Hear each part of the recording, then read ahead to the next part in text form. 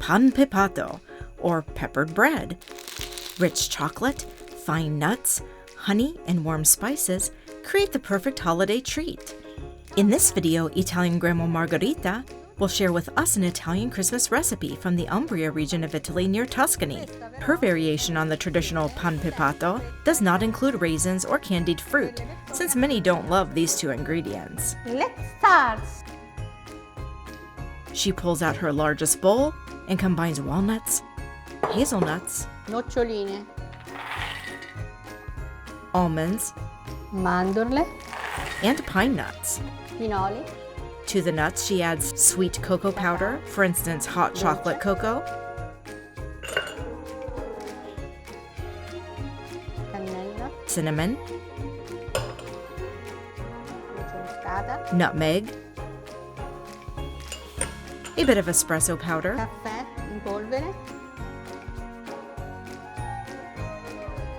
e un pochino di pepe. and black pepper to taste.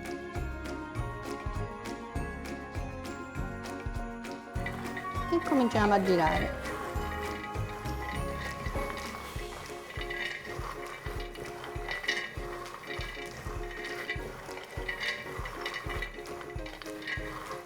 Si sente già il profumo di tutte le spezie. Adesso grattugiamo un arancio. Here she's grating the zest of one orange to give the mixture a kick of citrus.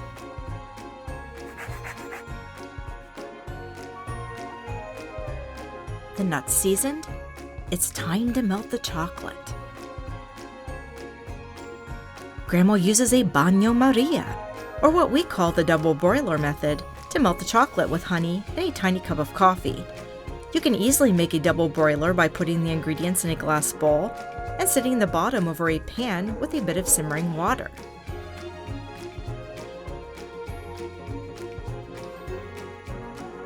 This method melts the chocolate beautifully and minimizes the risk of burning it.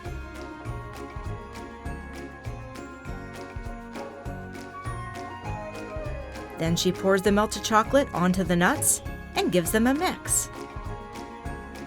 Don't forget to let Grandma Margherita know that you like her video by clicking the thumbs up. Subscribe and click the bell for notifications when our channel shares a new video recipe. Farla prendere alle nocciole prima che si freddi.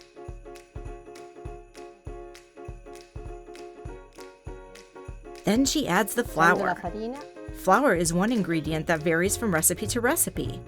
Use more if you like a chewier panpepato, Adesso or follow Grandma's andiamo recipe veloci. for a version with chocolate that melts in your mouth.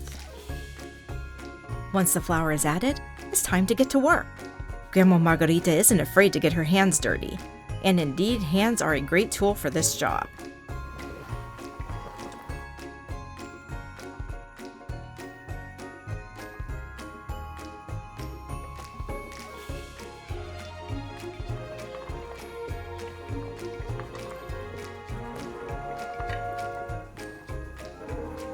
Adesso prepariamo i panpepati. Time to shape. Grandma says that panpepato can be made in various sizes. She says that a handful is a good size, and since her hands are small, her pampepati are smaller as well. La grandezza come pare a voi.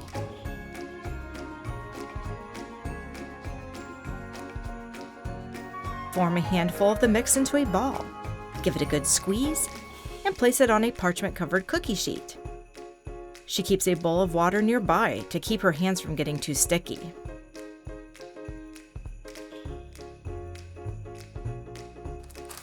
I nostri panpepati vanno a cuocere. E sono minuti 11.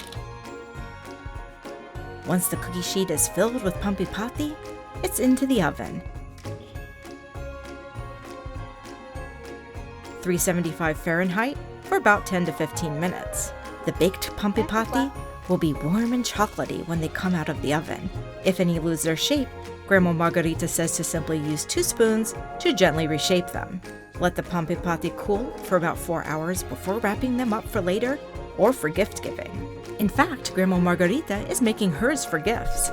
She always puts a circle of edible rice paper in the bottom of the cooled pampepati. You could also use parchment paper. Like cookies elsewhere in the world, this dessert is often exchanged during the holidays as gifts, with each family sharing their own variation. She's tweaked her recipe over the years, and she's quite proud of her version, which is often praised by family and friends. E questo, se si tiene a casa, basta così. Se lo dobbiamo regalare, Then she wraps in aluminum foil and finishes with decorative wrapping.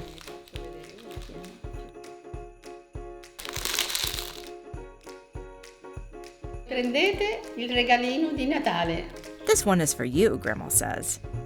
Don't forget to subscribe and click the bell for more recipes like this from Italy and beyond. And happy holidays!